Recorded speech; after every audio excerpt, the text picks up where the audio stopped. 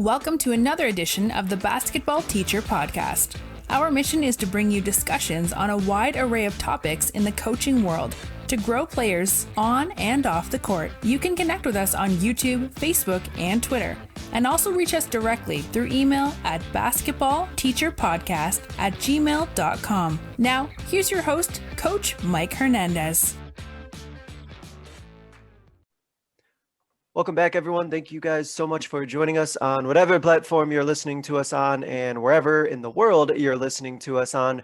Thanks for checking this episode out. As always, I appreciate it. Always appreciate what you guys, the listeners, do to spread the podcast to others and kind of spread these great conversations to other coaches. Really, really appreciate it.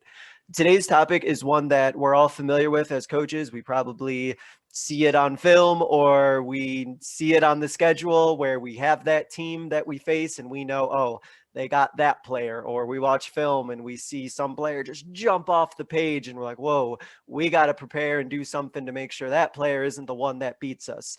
Today's topic is going to be about stopping or slowing down or just preparing to play a great player. It's something, like I said, we probably all have experience in, but it's always great to get new ideas and see different perspectives on how other coaches go about that process of trying to plan and coach against that great player that the other team has. So my guest to help discuss this topic is Coach Erik Buehler. Coach, thanks for joining us. How are you today? I'm doing pretty well. Thanks for having me, Coach. Yeah, very happy to have you. And again, I can imagine everyone listening right now can kind of think back to that one team or like, oh, I remember coaching against that player. Oh, no, I remember when we had that game that we had against whoever that player may be. So looking forward to getting into it. So, Coach, go ahead and start with a little bit of introduction to you, your basketball journey, your coaching journey. Where's all that taken you? It's kind of I'd say a little bit different of a story, but we all have our own unique paths through coaching. Played high school basketball. Really wanted to try and play college basketball. Walked on at Western State University here in Colorado. It's a D2 school. Kind of just fell into a practice player, manager, student assistant role while I was there because the staff there knew that I wanted to eventually become a coach, and it was really unique opportunity being 20, 21, 22 years old to kind of being on film sessions with coaches and learning a lot of those assistant coaching skills that you might not get when you're a player.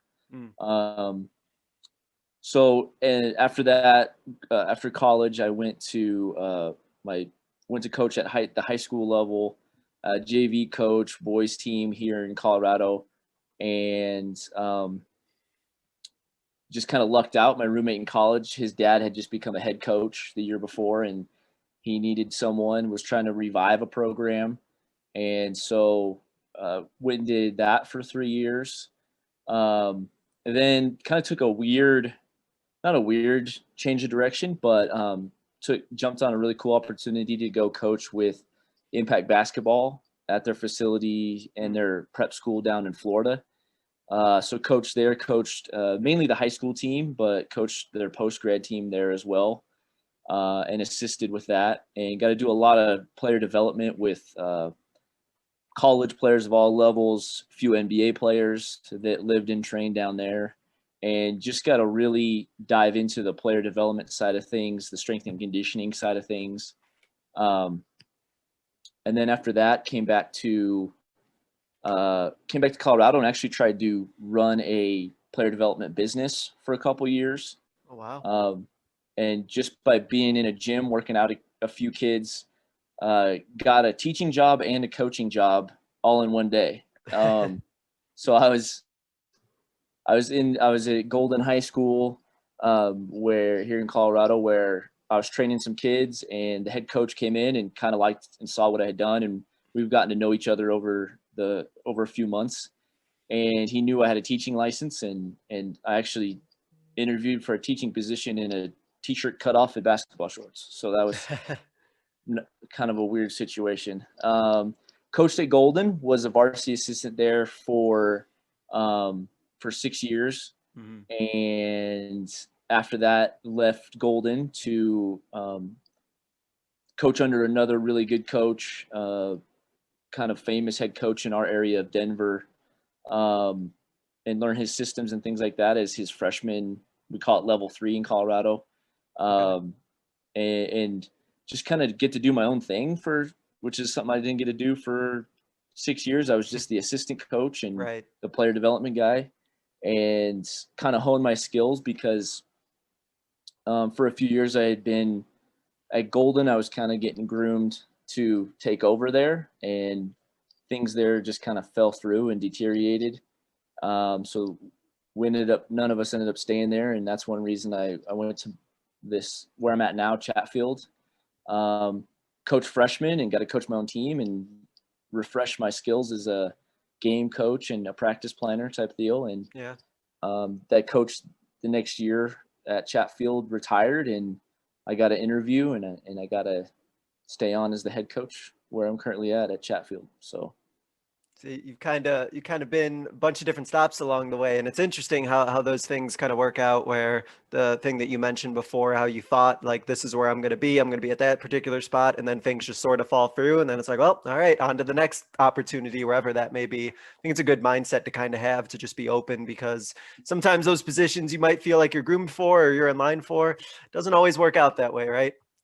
Yeah, and I definitely say it's not the topic for today, but any young aspiring coaches out there, don't get caught in that mindset too, because it's a very like fixed mindset. And I wasn't growing as a coach, and I just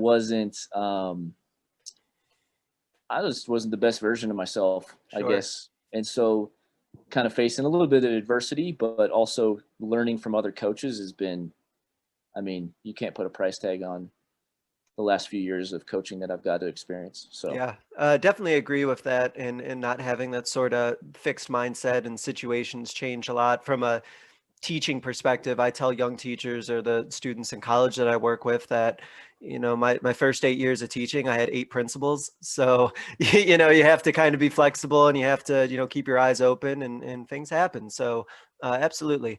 So before we get into our topic, one of the things you touched on, and one of the things I wanted to ask you about, is your position as a strength and conditioning specialist and an educator in that realm. I think that definitely has application into basketball and all sports in general. So your knowledge and your expertise in that area with strength and conditioning, what do you use from that field to then apply to your basketball program? Well, first of all, I think it's a good thing. And I also, as a head coach now, I'm starting to realize it's kind of a drawback for me, because I need to delegate some of those responsibilities now, and I have a hard time letting that stuff go. So, but the one thing it's taught me, and when I was my time at Impact and doing player development, more focused there and less team development, I think I just kind of see players differently as individuals, and I see them from more of like a biomechanical analysis when I'm watching them, or I'm trying to evaluate them in terms of what they need to improve on, what they're really good at, what their kind of their God-given gifts are already, and how we can fix some deficiencies they might have. And that goes for developing them on the court, as well as when we get into the weight room. Here's your focus. Like, these are things that you need to improve on. And I think sometimes, and at least coaches I've coached with in the past, they know the weight room is good, and you need to lift weights, and you need to gain lean muscle mass, and you need to be explosive, and you need to run faster and do all those things. But they don't necessarily understand how to get those kids from point A to point B using the weight room. And I think that where the strength and conditioning world is going more and more, it used to just kind of be at the professional and college level, and it's trickling down into high school and even the youth level. We're realizing that you can't just fit everyone into the square peg in terms of in the weight room and in the agility and speed and all that stuff. Like, a basketball player does something very different from what a football player does, and a tennis player does something very different. They do similar things, but you're not going to train LeBron James the way you train an offensive lineman. So I think that kind of gives us an advantage at times. It's something that me coming into the last 2 coaching stops I've had, and I bring that perspective, I think the athletes actually appreciate it more because they realize, hey, I don't have to kill myself trying to bench a ton of weight or trying to do the same squat routine 3 days a week. I'm a lot more of the mindset of let's work smarter and not harder. And so let's focus on basketball strength. Sure. And also at the same time, working on the injury prevention piece where like if some kids are only basketball, so they don't get that cross training naturally by playing football or baseball or lacrosse. So we need to emulate that somewhere. So we're going to go do this agility session and we're going to turn you into a lacrosse player for a few minutes. And we're going to train those weak areas that basketball players usually develop in knees and ankles and as well as maximizing your athletic potential at the same time.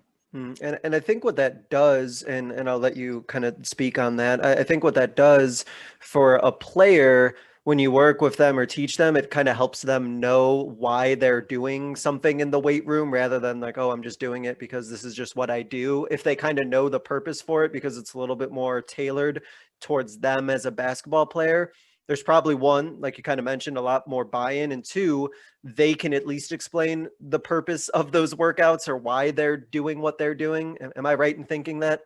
Yeah, no, you hit it right on the head. It's I remember being a basketball player myself. Like, why am I going on this 3-mile run? Like, I'm not on the cross country team, and I design my practices the same way. Like, I try to build conditioning into every drill.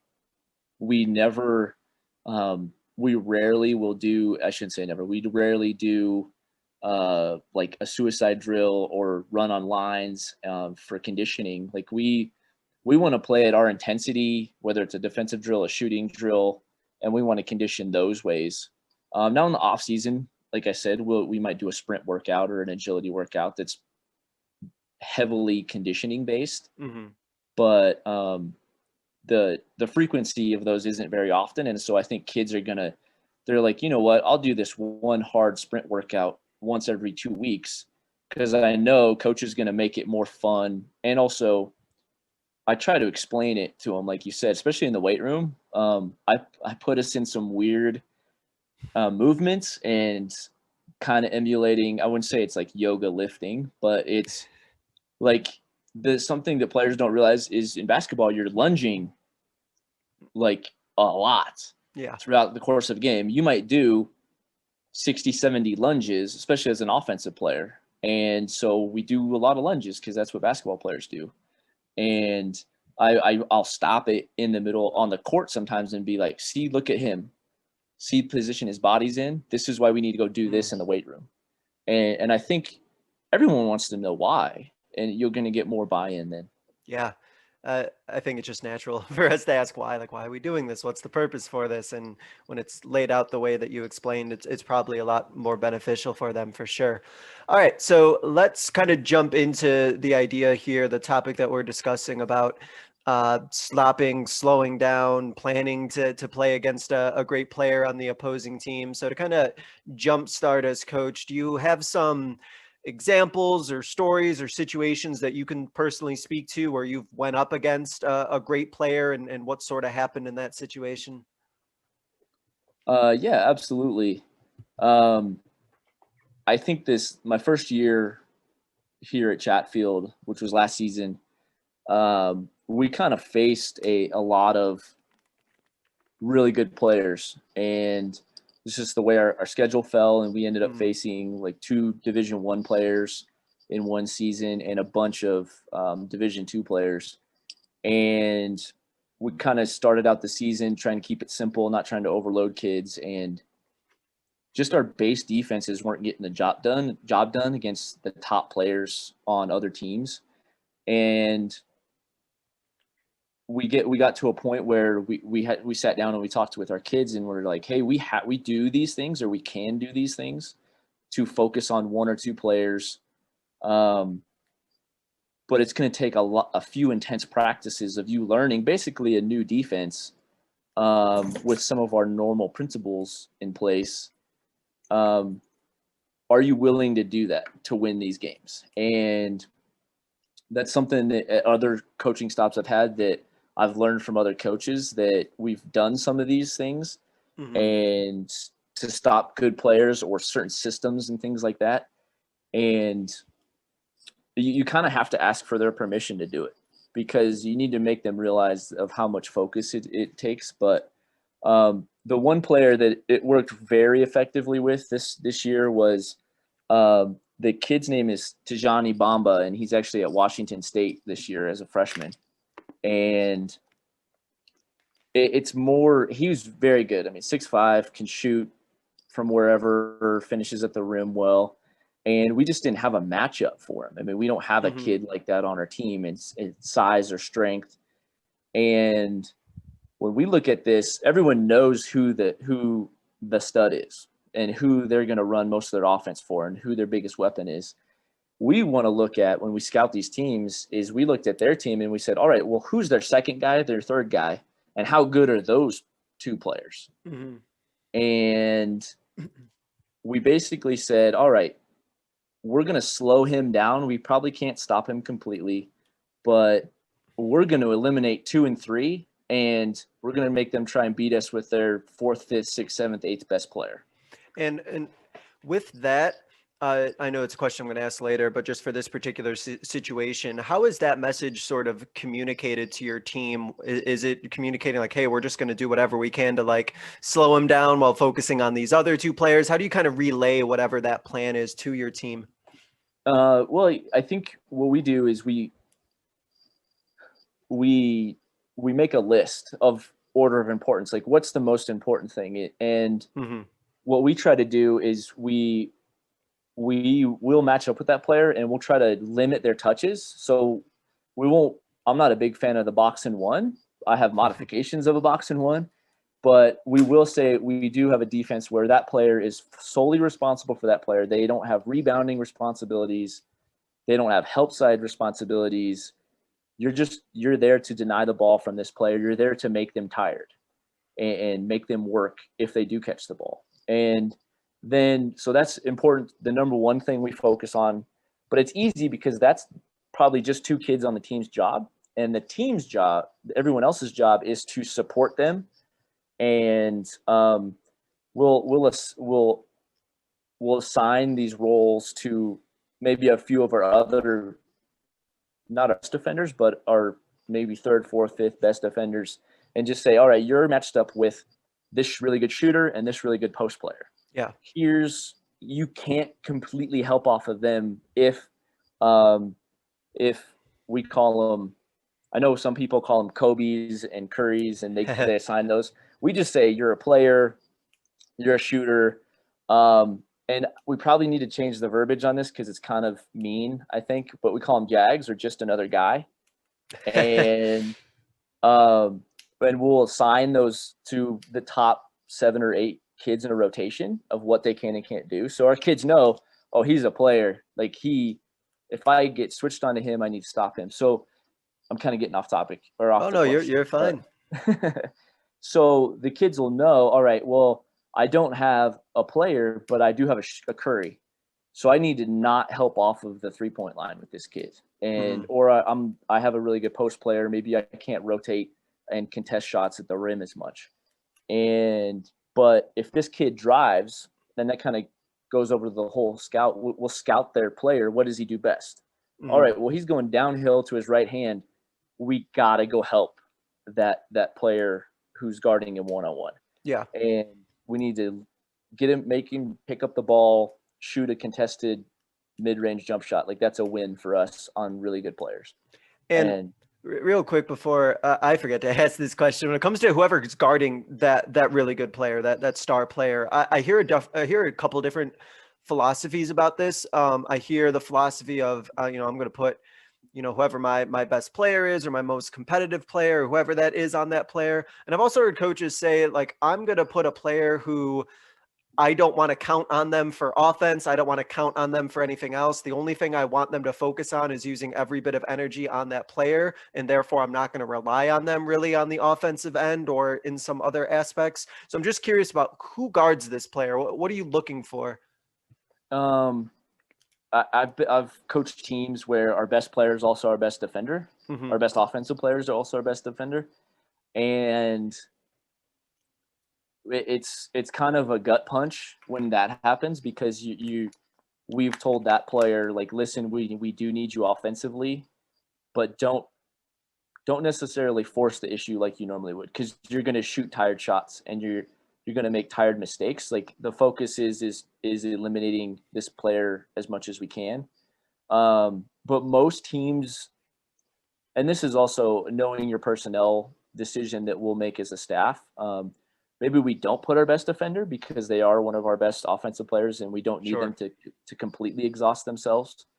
But usually our best defender isn't our best offensive player at the high school level. I mean, you don't see too many Kawhi Leonard types and things like that where they're just awesome on both ends. Nice, but no. it would. And so I think that's a buy-in of your best defender. Like, listen, we're going to get you breaks as much as we can. We want to keep you fresh, but we just need you to be part of the system on the offensive end. We just need you to play a role on the offensive end. And if you get put back or you hit an open shot, like, we'll take it. It's all gravy for us.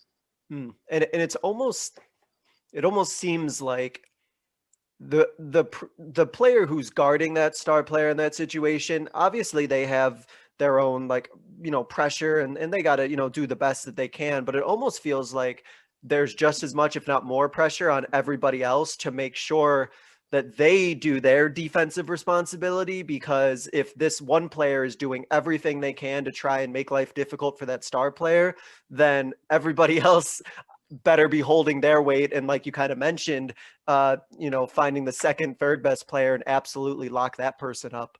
Yeah, and I agree. I'd say physically it's hardest to guard the stud, but it's probably more mentally taxing and more difficult for all the other players, because they're trying to decide, do I help now or do I not help now? Or is he in trouble or is he not in trouble?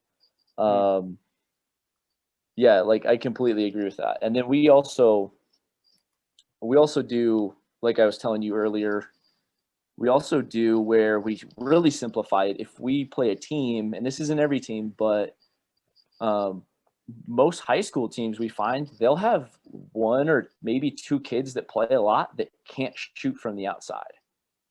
And if we run into teams like that we scout, and usually it's a big man, which makes it easy because then you automatically have help side. You have someone in the middle that can help.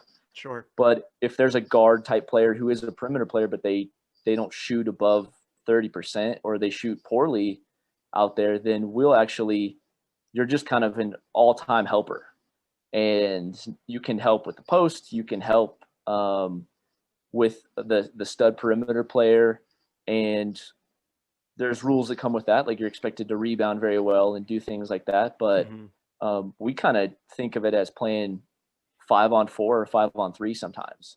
Yeah. And it kind of messes. It looks like a matchup zone, and it kind of you can't run an action against it because the player to screen is never in the same position. So those are the two main, I guess, concepts we use defensively. And like I said, it looks like a zone, but it's not a box and one for sure. I think box and ones can get easy to break depending on how athletic the teams are and stuff like that. Yeah. I think the word that I hear a lot is used is kind of like gimmicky or just sort of like maybe for a little bit, but it only lasts for so long. So I've definitely heard that philosophy when it kind of comes to those sort of types of defenses, like a box and one. And what you said kind of just goes into a little bit into my next question about game planning and preparing for knowing they're going to play a particularly great player. It's always the balance between, I need to tailor our game plan specifically for this player versus we're going to maintain our own identity as a team, and we're just going to, try our best to work within that. When you're kind of going through that balance as a coach, where do you kind of fall on that scale?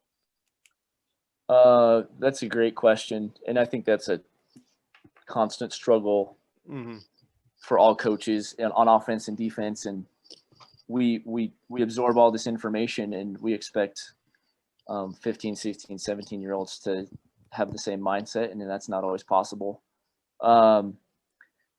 Well, I'm a big man-to-man coach, and so I just want to always have that foundation of our man-to-man principles. And everything we do that's gimmicky, I'd call our stuff gimmicky too, but that is gimmicky or it's focused, a defense that focuses on one player solely, I would just say it doesn't stray too far from our base defenses. Okay. And I think it also goes back to like what you focus on and what you practice. So if we're not practicing some of these things in the summer or in the fall league or in practice at least once or twice a week, then it's not going to stay fresh. It's going to be tough when we do run into a team that we need to focus on a very good player or a couple very good players. Yeah. And I think it kind of is a little bit easier to sort of maybe make some of those adjustments, maybe when it is like a man-to-man situation, because it's easier for you to kind of just match up with that player and have your defender at them if you're typically like a man-to-man team versus like a zone, and then you try to match up somebody with that who might not be used to having that sort of assignment. So it might kind of lend itself a little bit easier to match up with a great player if you're kind of used to man-to-man. And going back to the previous part that we talked about, I wanted to ask, in your experience, and I know all coaches are different and all teams you scout against are different, but just in general, when you see these teams that have, these great players to them, have you found in your scouting experience that everything tends to be run through those great players and maybe some of the other ones like aren't as engaged or aren't as, involved in a, formal type offense? Or do you see that, hey, there's still a formal offense being run, a continuity or something like that, that just happens to always end up in that great player's hands? I'm just curious what you've kind of noticed. Yeah, I would say that is the case with probably 80-90% of the teams we scout. And I think some of that is by design by those coaches and for their teams, because we all, I mean, even us on offense, we still want to run majority of our stuff through our top 2 or 3 kids who it just percentages are going to play out most likely, right? And so you want to get them the most good looks as you possibly can. But I also think it's kids on the team that will do that by default. Like they'll know, hey, this kid he's a Division I player. Our whole lives, our whole basketball careers playing with him, we know we get him the ball, we win more, or we have more success.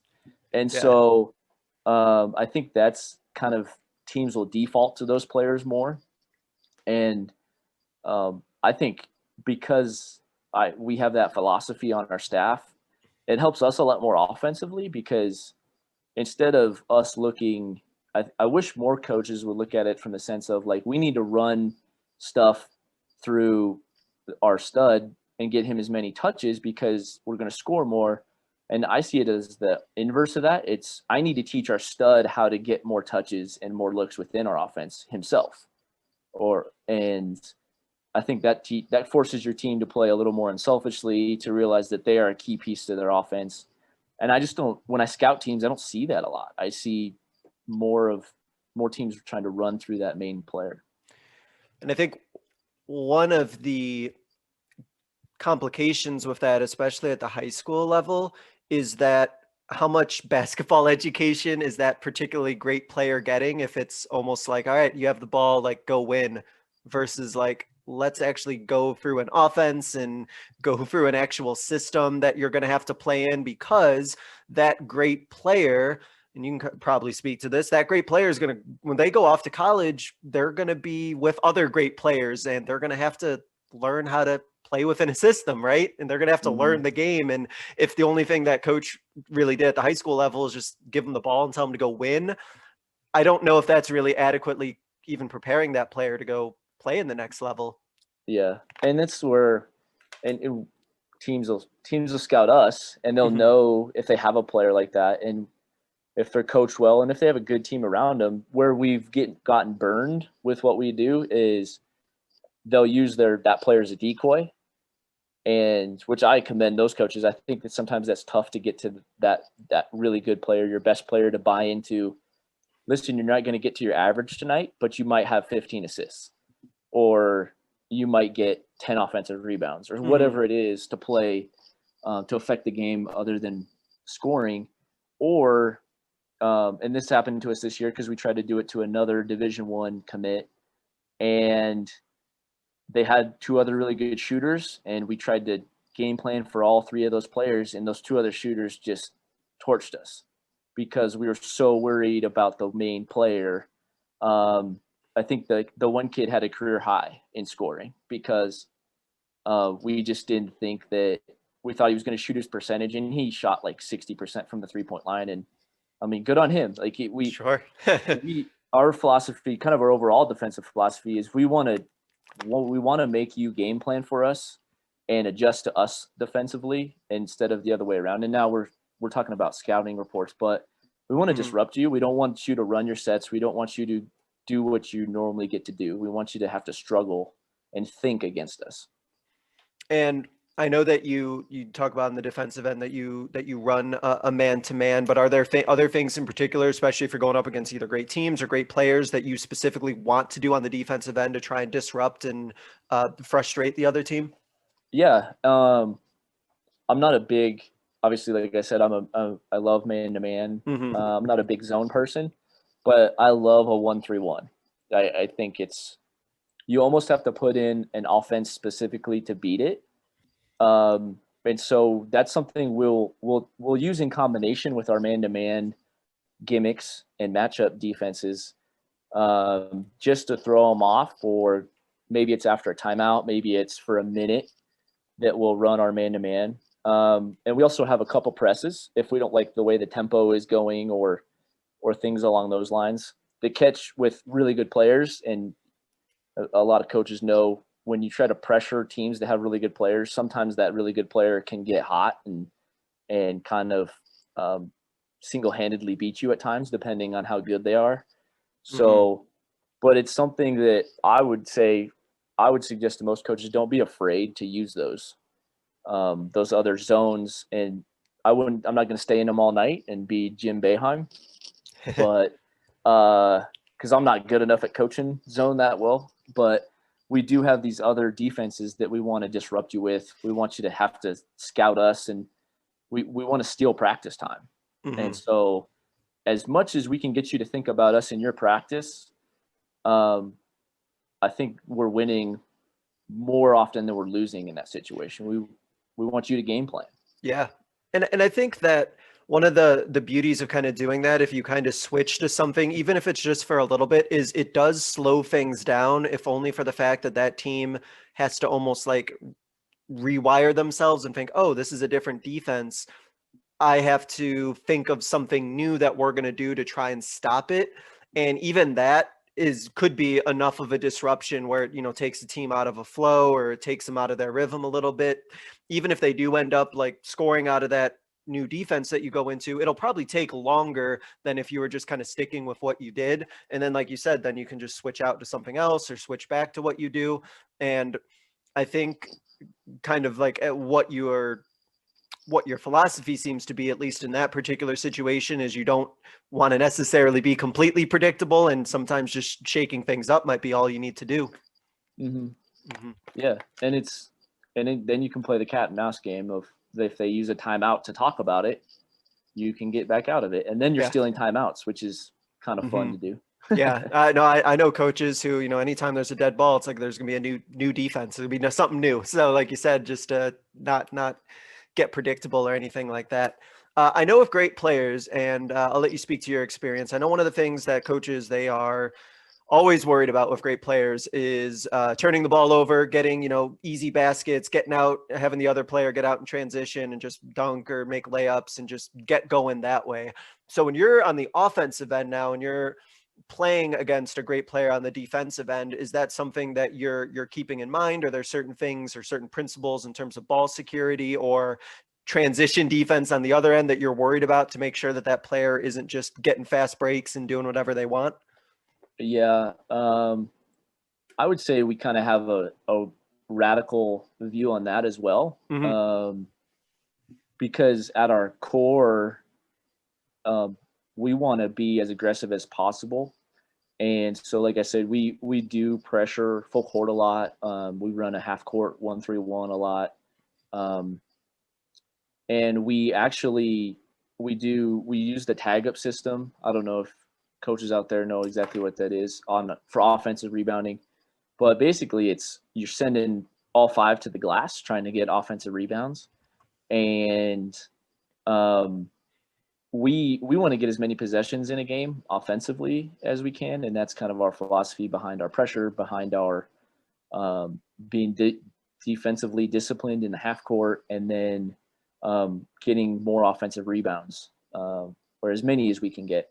And so against good players, we will switch that up, and we might send 4 to the glass, and we might assign a guard or point guard or someone like that. Like, listen, you're the safety. If this kid does leak out or you're the first one to him, then that's your man for a possession, or your job for a possession type of thing. Again, it's a big gamble, but our coaching staff, you said it, I think the words perfectly. We like gimmicky stuff because we just think it's fun and it's different, and we think it's a little more attractive to our kids. Like, our kids are like, we do something different, and it kind of buys in to the ownership piece of the overall philosophy and of our teams program. have to prepare for you too. Yeah, exactly. And so we haven't really talked about that in rebounding wise. We will work on transition defense more. If, like I mentioned, this Bomba kid who played last year, he was amazing in transition. And so everyone knew, like, he touches the ball in the open court, we are flying. We don't care about anybody else. We're just flying to the house, we call it, in front of the rim, and you're protecting the house, and we're going to make someone else shoot it.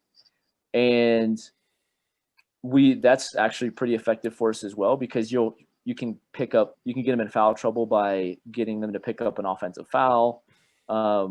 We'll frustrate kids because we don't give up free layups. Like, we'll make you shoot free throws, that type of thing, if you're going to get a transition layup. So, I mean, it is a part of our game plan and part of our transition defense philosophy. But fingers crossed, up until this point, we haven't gotten beat too much with it. Well, I have to ask, because there's at least 2 listeners I know who are going to yell at me if I don't ask you this question about your philosophy about sending as many as you do to the offensive glass. What has led you to taking that philosophy of sending 5, or in some cases just 4, to the offensive glass on a shot? Well, we're the biggest classification.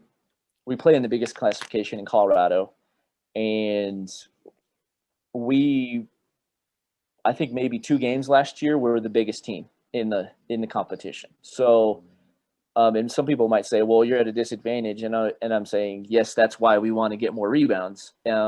Sure. If you're bigger. Yeah.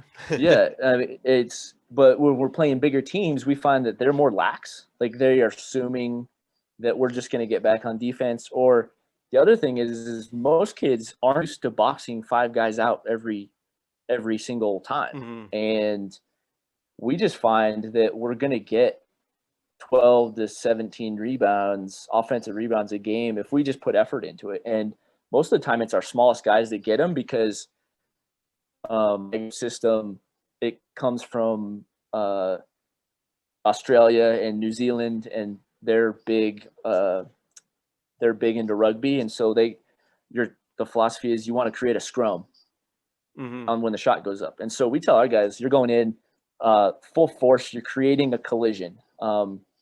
And this could be a debate for another day, but most officials won't call a hard collision at the rim on a shot. They're watching the ball, or they're watching the shot. And so we're not taking guys out or being cheap, but we're creating a collision, and we're forcing you to box us out, and we're fighting to a shoulder is what we teach. and we fight to the high side, so we limit those leak outs. So if the defender does get the rebound, we're in position to guard him right away. But we're a smaller team most games, and so we want to try and get as many possessions, as many rebounds as we possibly can, because we know we're going to give up rebounds on the defensive end just based on our athleticism and our size. And so that's kind of why we came to that conclusion. I just think it's something that our kids thankfully have bought really into, and they know it makes us unique, and they've reaped the rewards of it. We've beat teams that have multiple 6'10", 6'11" kids by doing that. Yeah, I think that brings up a good point and a good idea that one, the kids who are like 6'10", 6'11", like you said, they might be a little bit more lax or just might be like used to getting those rebounds. But then on the other end, like you said, it's not necessarily those particular players who you're really necessarily worried about out rebounding. It's the guards, the ones who aren't used to boxing out, where you kind of find those opportunities. So kind of taking those where you can. And I know it's an obvious question, but I am assuming then that you have found that you have gotten more rewards out of crashing the glass on the offensive side, as opposed to, being burned on the other end on fast breaks. Obviously, I'm sure that happens from time to time too, but it seems like there's been more reward on the offensive end. Absolutely. I mean, the one time it did burn us was this team did scout it. I mean, good on those coaches at realizing what we're trying to do. And their whole starting five was like 6'4" or taller. So they were getting every rebound, and they were leaking kids automatically. Like they knew they were going to win the 4-on-5 rebounding battle most of the time, and they were going to get easy layups out of it. And that's it's the same philosophy. If you're going to full court press a team, you're going to give up some easy layups here and there, but sure. Is the cost reward benefit going to weigh in your favor at the end of a game? And you got to have the guts to do it for a while and stick with it. So yeah, and I think for coaches that sometimes is the toughest part, is sticking with something and not wanting to blow everything up just because it might not look perfect or look pretty the first time you do it. But like you mentioned, if it's something you believe, see what happens, see it all the way through and see how it goes. And why not? Why not? So in film, we've kind of talked about this a little bit, which is fine, but in preparation for just a great player in general. Now, I know this may seem obvious, but in some cases, especially for coaches who maybe are new or just maybe they don't look at a lot of film, when you are looking at film, what makes a player on the other team sort of just like jump out right away, and like, okay, this player, I know that they do something different than like everybody else does? I'd say first and foremost, size and athleticism. Because the way I scout is I'll notice those kids first, and they might not be the leading scorer or even the best player on the team, but I'll say, you know what, like if we don't pay attention to him for the entirety of the game, he's going to do damage against us. And on the other side, if he is the best player, I'll say, well, here's what we have to contend with. We have to be intelligent in the angles we take. We have to be smart in, can we give him space? Can we not give him space?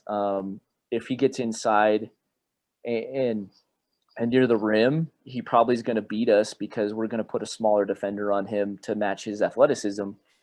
So that'd be the first thing I look at. Then the next thing I'd probably look at how they handle pressure, and with pressure, I'm including like contact. Like how can you guard them physically, and how do they react to it? Can they get to the rim and finish with contact? I think those are really important. Yeah, because I mean, we've played some kids who are playing college basketball today, and we just put a physical, good defender on them, and we made sure they didn't get to the rim, and we kind of could take them out of a game. Because that's sorry to cut you off, but that was a really good point that you brought up about players who finish through contact, because there are some players who they do okay in transition, and they might physically be able to get where they want to, but they can't finish through contact. And then there's some players who can. And again, it's not anything like cheap or illegal or anything, but for some of those players, there's kind of a different way if you're going to foul them, that you have to foul those players who are normally used to finishing through contact than somebody who isn't, and you might be able to foul them a little bit differently. At least in my experience, yours might be different. No, absolutely. And there's, like you said, there's a right way of doing it and a wrong way of being physical. And I think it's hard to get your defenders to buy into that type of thing. But I think as most coaches get into coaching, you realize if you focus on something defensively, it usually benefits your team offensively, because they know they don't want to be a kid who can't take contact, and they know they're going to have to be able to play through physical on-ball defenders. Like I said, our guys know in our scouting report, they don't want to be a jag. They work really hard to not just be a jag. And you're not intentionally maybe preaching that, but the kids will on their own just like, I don't want to be that kid against the other team. So yeah. How do you go about getting that information to your team about, hey, we're going up against this great player or this star player? How do you kind of go through giving them that information that they need without overwhelming them or psyching themselves out or having them like overthink what's going on? How's that balance like for you? I definitely have made all of those possible mistakes you just mentioned. Me too.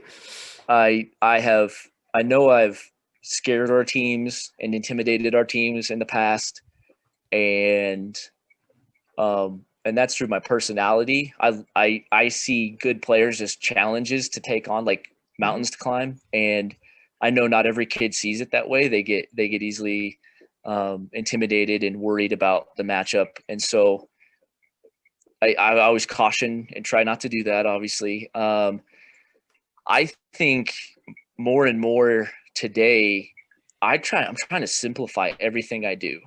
And I'm trying to simplify mainly my message to the kids. Like, there's a lot on my scouting report that I know and our staff knows, but they might only need to know that in a late game situation, or they might not only need to know that in a timeout.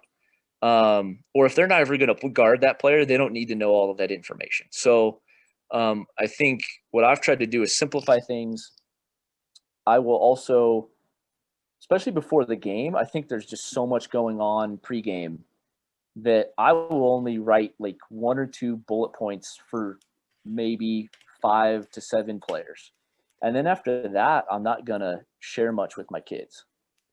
So to add to that, let's kind of go back in time and think of an example. So what is something that Coach Buehler would have said years ago to a player, and now you just say this to a player? What does that simplification kind of look like? That's a good... I didn't mean to put you on the spot. No, that's a good question. That's a great question. I try to forget when I was stupid in the past. But, no, I would say, I'd say like this, the best example of it is just the verbiage we use. And so, like I said in the past, if you're using it in practice every day, you're using it in your summer leagues, those type of things, it makes that connection in the brain, and the kids know. And so, like we say, if a kid is a dominant to one hand or can't use another hand, we call him a Zoolander, because he can't turn one way or the other. I don't know if you've ever seen the movie Zoolander, but he could only pivot one direction. So we'll go Zoolander, or in our scouting report, Zoolander right, Zoolander left. And it's just simple. It's easy. Everyone kind of gets a smile and a chuckle because it's a funny memory. So that's one thing I've done. The other thing is, because I guess just popping into my head now, is the better the team you're playing, the more you want to share information on them, because they're going to have more good players. They're going to run more offenses and defenses. And I've just learned, like, if I think it's going to hurt us, we need to see it in practice, against it in practice. I'll try to talk to kids about their matchup solely. and I'll just, like I said, will limit what I say about a player, and that's why we kind of give him those titles too. He's a player. He's a shooter. He's just a guy out there, and I think that one of the things you brought up was such a good point about, as coaches, I think that's a struggle that we kind of all have, and that we get really excited, we get really passionate, we're ready to just throw it all out there because we've been spending all this time on film, we have all this information, but like it could be way too much for our players, and like that might not be what they need. Like it's good that we have all that information, we have all that knowledge, but that's also our job. And I think that part of our job description is kind of, okay, if you know this really well, how can you like simplify it and make it so that your 15, 16, 17-year-old player can understand it well? absolutely. And I think kids learn a lot less when you give them material too. So I'm not a big game plan, like handing out a physical game plan to players. I learned that a few years ago of when I did it as an assistant, and I put a lot of time and effort into it. And then I found 8 of them sitting in our meeting room when we were done. So that shows me the importance they put on that. So again, too much. I don't want to have paralysis by analysis. Like I just don't want that in my players. Right. I've said that in a couple interviews too, about just like, you don't want to, overwhelm them. You also don't want to just like outcoach yourself and have all these ideas, and all of a sudden you just overloaded your players, gave them way too much, and now they can't even act because they're trying to go for this encyclopedia things that were told to them, and they're not just playing, and they're not just like being a basketball player. I definitely get that. On the other end with film, when you're, regardless if it's a win or a loss, though I know if it's a win or a loss, your mentality might be a little bit different with film. How do you kind of gauge whether or not you were successful against that great player? Is there a certain criteria where you're like, all right, I did a pretty good job with them, versus like, oh, well, we got to do better next time we face a player like this? Yeah. Obviously, you look at the box score initially, and as we all know now, as complex as analytics have gotten in basketball, we know the box score can be deceiving, and you may have thought you did a really good job, but he or she might have beat you in another aspect. Sure. That's something I've actually thought about a lot the last couple of months, kind of talking to some of my mentors, and they challenged me on this of like, can I create a metric that will measure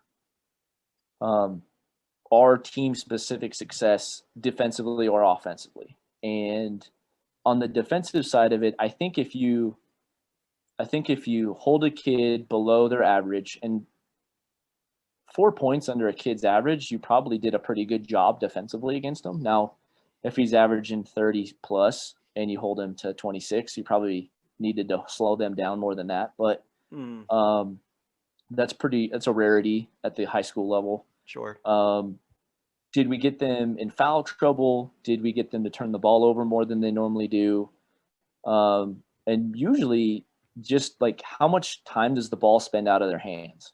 Like we talked about earlier, a lot of teams want the ball in that stud player's hands. And if they're being forced to pass more than they normally do, if they're being forced to have someone else bring the ball up the floor, whatever it is, I think that's a good metric and way to show your team the job they've done. I'm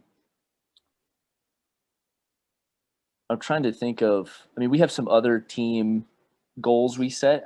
We do have a defensive metric. We call them turkeys.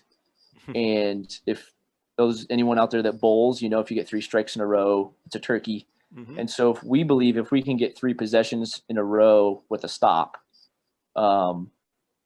we think we can either stop a run or create a run for us offensively and cause more frustration for the other team.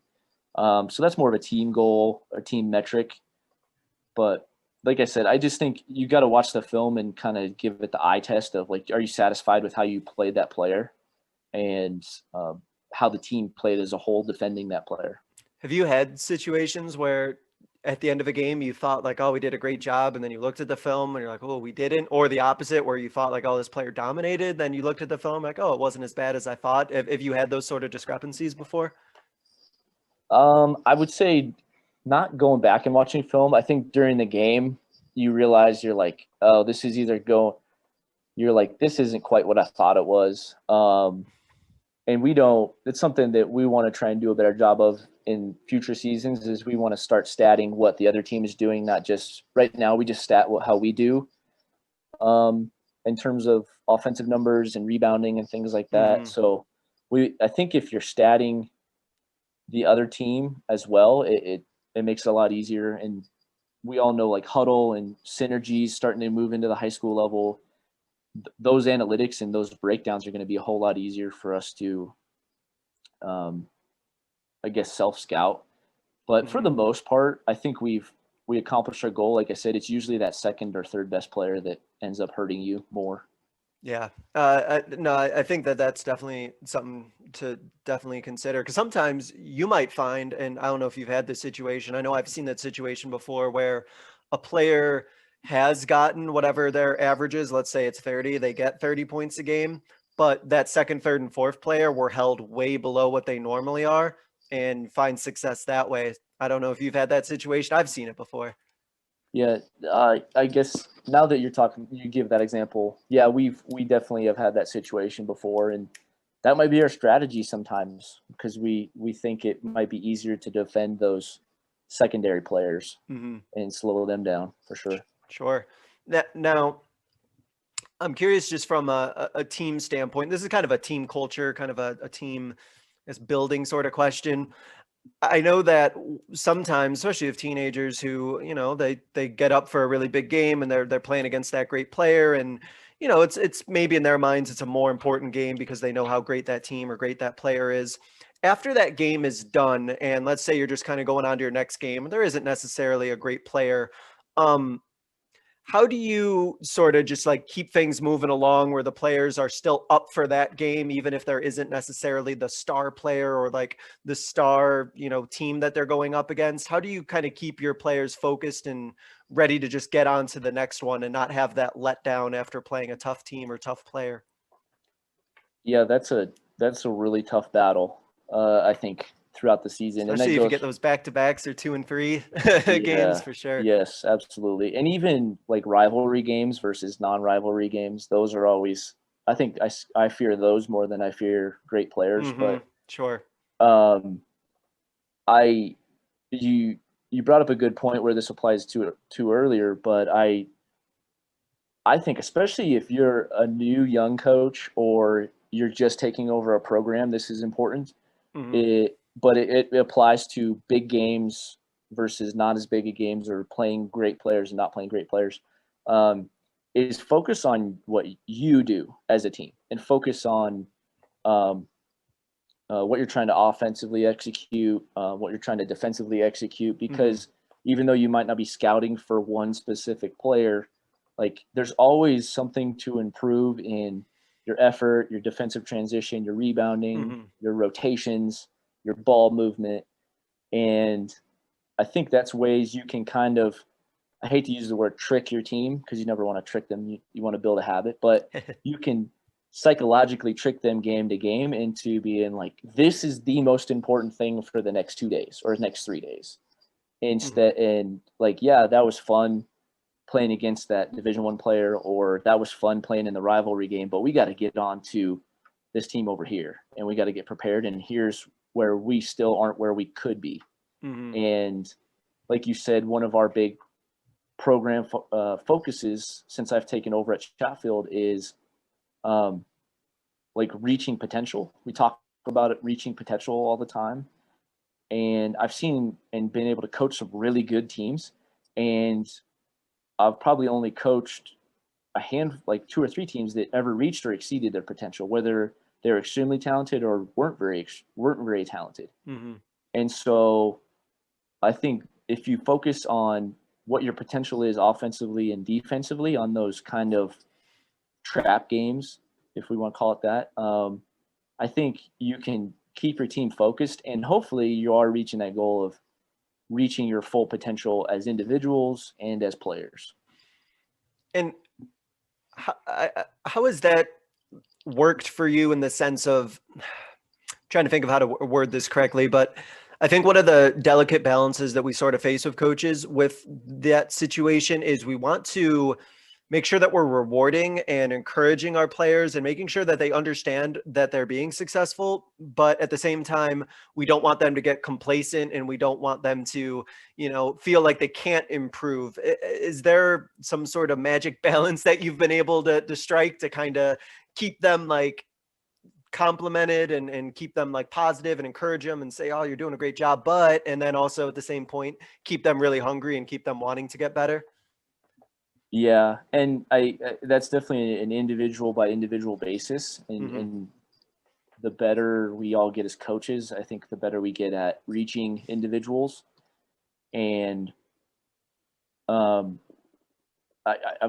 learned over the years that the whole you got to catch kids doing things right more than you catch them doing things wrong. I like that. And when you catch them doing it right, like they just hit a game winner and you just won the state tournament, like you got maybe not that dramatic of energy, but like, hey, that's awesome.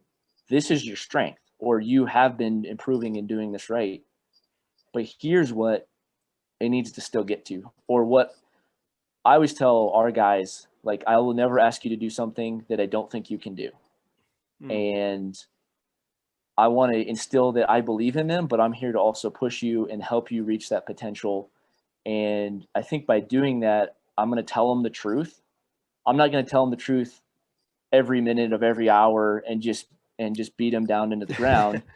Like I said, I'm going to show them their strengths and emphasize what they do well and try to put them in positions to succeed at what their strengths are, obviously. But we have a senior right now who he's our best offensive player. And I think up until the last year and a half, he's just hung his hat on that. And he wants to play at the next level. And I told him I believe that is within his potential. Sure.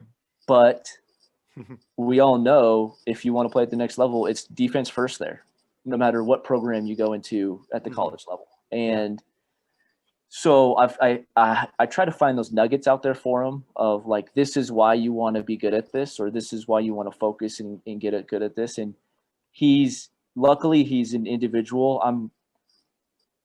Sometimes I'm a sarcastic person. I like to throw jabs. I like to have fun with my guys. I like to be part of the team. And he's one of those kids who I can throw some jabs at and I'll get a smile, or sometimes I get a jab back, which is awesome too. But it's usually around his defense or his effort on that end of the floor. And I think, again, it's an individual by individual basis, but he realizes that there's that carrot out there of playing at the next level. And I'm only trying to help him get there. I'm not trying to slow him down. I'm not trying to make him feel worse about himself, but I think you got to work on that relationship to get to that point where a kid is willing to completely trust you with their game. Yeah. And buy into all those things you need them to do. And you think they can do as well. Yeah. I really like what you mentioned about catching kids doing things right. I think that sometimes, because I've been there, we think that if a kid is doing something right, like, all right, that's just what they're supposed to do. Like, we shouldn't celebrate that. Then we don't celebrate that. But players need that. And sometimes players do things right and they don't even know that they're doing it right. I know I've had that situation before. And I'll be like, hey, that's a really good screen you set. And they're like, wait, what? And I'll be like, yeah, like you did it correctly. And so catching them when they do something right and just reaffirming them, I think goes a long way. And it kind of builds that trust where then if they know, hey, like my coach is recognizing these things I'm doing well and is being positive towards me, that trust and that relationship kind of gets built where like, okay, now that coach can say this to correct me because I know that they're still looking for positives in me too. So I like that a lot. Along that line too, of when you're working on a kid with something, I think it's our job as coaches to just constantly be on the lookout for them. Putting effort into it is kind of a baby step, but then when they do what you're working on them or you're trying to correct in their game, that's when you got to find that and you got to celebrate it like it's winning the state championship. And because then they know the coach is going to see me when I do things right. Well, and if they do it and they put in that effort and they do it right, I mean, just celebrating all that effort that they actually did put in and kind of having that tangible example of putting in good effort and actually learning and having a positive result come out of it. Like, and to me as a coach or even as a teacher, like that's invaluable to kind of have that experience being given for a player to have that. I think that's awesome. So to wrap up, Coach, what I do is I give every coach two questions to end with. So I'll start with the first one, which is, what is a coaching moment from your coaching career that you think others listening would be able to learn from? We've talked a little bit about it already, and I alluded to it. The last high school I was coaching at, things kind of deteriorated, and just our coaching staff was asked to not return. And like I said, while I was there, I was getting very stagnant in my own personal development. I was getting stagnant in building relationships with every kid on our team, or at least trying to. I've realized you can't reach every kid, but you can try to reach every kid. And I think that added to the reason that our coaching staff doesn't coach there anymore. And so I guess my message for that is just do your best to try to connect and find the common ground with every kid.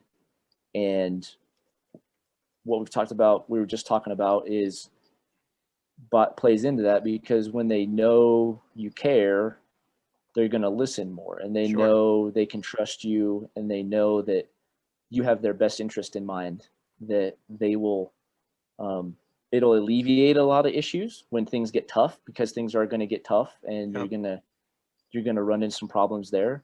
And it'll also make, when those tough times do eventually come, easier to find a common ground and easier to just kind of work through those things.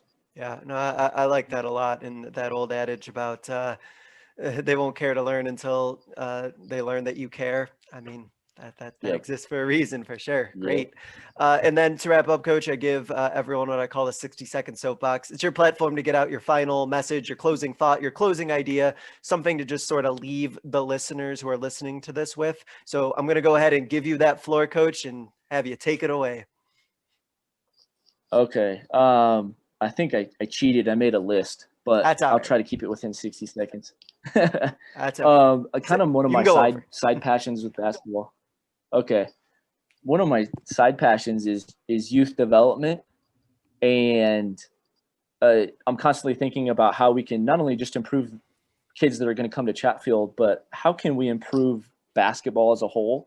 And I think right now in terms of development, we're getting schooled by other countries. We have the best athletes in the world, but we don't have the best skill development and youth development in the world. We're not even close. And so I think that more youth organizations, more feeder teams, more middle school programs need to start following the guidelines that USA Basketball has put out there for youth development. And some of the things I think needs to change are not playing any zone until probably 7th or 8th grade. I think all levels should have a shot clock. I think certain levels should play with a smaller ball, especially when you're talking about early elementary, middle elementary age kids. I think shorter hoops, which you see some of that. And back to the smaller ball thing. I mean, we play with smaller or lighter or modified balls in almost every other sport out there, except for basketball. We expect a 4th grade girl to shoot a women's ball. Like, it's called a women's ball for a reason. So that's kind of my spiel. It's probably a whole bunch of other topics for another day. Well, I really like that. I mean, just make the game accessible for players at a younger level, and just teach them how to play properly and how to like actually go through the game properly.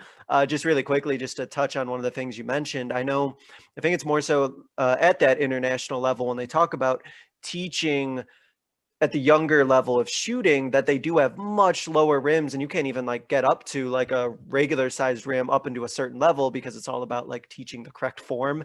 And a younger player can only learn correct form if they're shooting at an age appropriate hoop, and the form that they would use to shoot at a normal hoop would be terrible, and you'd have to like reteach them everything, and that's not good. So yes, 100% agree with you on that.